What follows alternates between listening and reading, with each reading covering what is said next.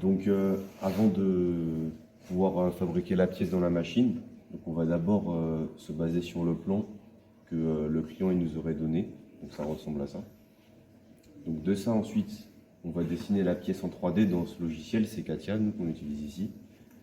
Une fois qu'on l'a dessinée, on va la mettre sur notre porte-pièce. En gros, ça va simuler comment on va l'attacher dans la machine.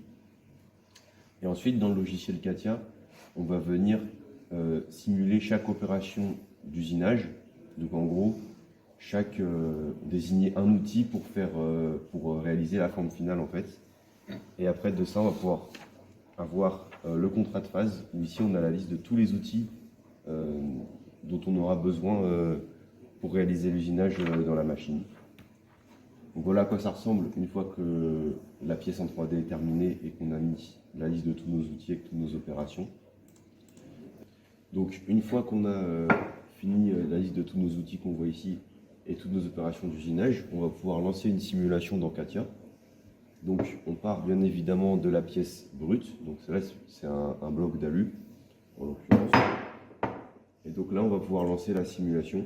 Et donc là, dans le logiciel, ça va simuler ce qui va se passer dans la machine de l'atelier.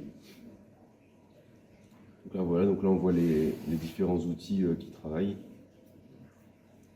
Et ça nous permet de voir si tout est bien au niveau des avances, etc. S'il n'y a pas de collision, si l'outil ne vient pas rentrer en collision dans le porte-pièce, et si la forme de la pièce est correcte.